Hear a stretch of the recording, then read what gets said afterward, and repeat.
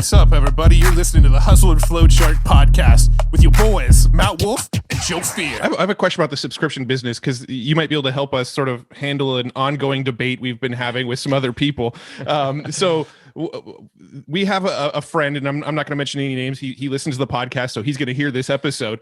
But he has a software business that he sells at a one-time price, right? It's just you pay once and then you never have to pay again on the software.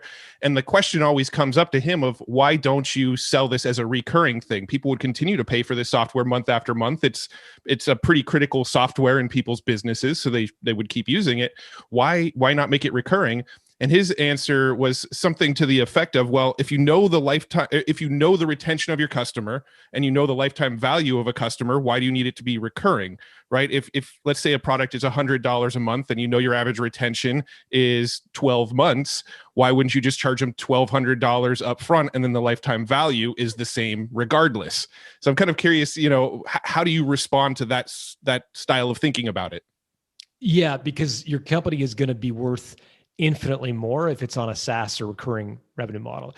Even though you might be getting the same in terms of lifetime value as a one-time payment, like a lifetime membership versus an ongoing kind of monthly membership, you're going to get a much bigger multiple for your company if you structure it as a SaaS business, because usually a well-run SaaS business can lengthen the lifetime value of a customer because you're always interacting with that customer. The problem with doing it as a one-time thing is you get the big check and you forget about the customer. Whereas once you create a recurring or automatic customer business, you have to serve that customer day in, day out. It's going to make you want to keep them sticky. And that just has its own halo effect. And just to give you a sense of like the proportion here I'm talking about, I just did a podcast with a guy named Rob Walling, who started the company Drip. Have you ever had Rob on the show? Yeah. Not Rob, but we've used Drip before. You use Drip, so email marketing software, builds it up, $2 million of annual recurring revenue, subscription-based. Couple $1 million business in a transactional business space. Maybe you get one times revenue for it. Maybe a little bit of a premium on that in a traditional world. Rob was entertaining offers in the 9 to 13 times top line revenue. Wow. Like stratospherically different than what would be considered for transaction model. Now, that's not to say every recurring revenue model gets multiples like that. They are not the case. Rob had a very, very unique business, had very low churn rates, growing very, very quickly, which are the two kind of elements that people look at valuing a subscription business. But even relatively slow growth and smaller SaaS companies are usually trading at lower, but still multiples of revenue.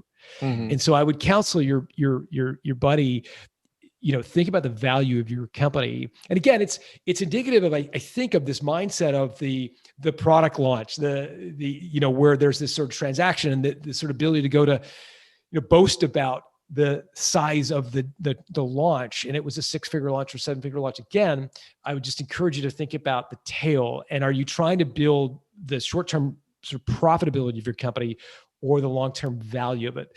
The other thing I would say, and this is a thing that folks often underestimate when it comes to the benefits of recurring revenue, is there's something called the Trojan horse effect, which effectively means that once somebody subscribes to your product, service, information product, et cetera, they become much more likely to buy other things from you.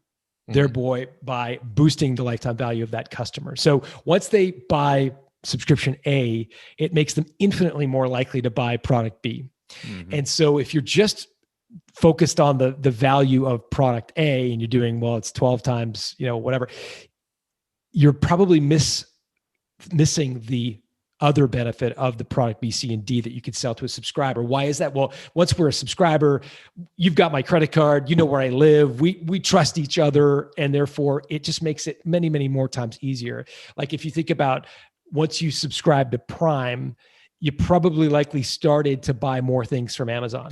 Oh yeah.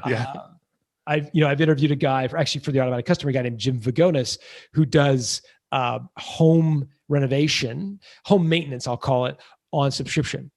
And he found that once he got customers to subscribe to his home maintenance plan, like half of his revenue is coming from one-off stuff they buy from him. Like, I need a new roof, or I need you to install a deck. But he would never have had the opportunity to bid on that had it not been that he was billing them like $100 a month to maintain their home. So there's this he's in the Trojan horse. conversation. He's always in the mind. Yeah. Exactly. Yeah. He's got that trust, that relationship, that billing relationship, permission to communicate, opt in, et cetera, et cetera, et cetera. It just makes it infinitely easier to sell product B, C, and D.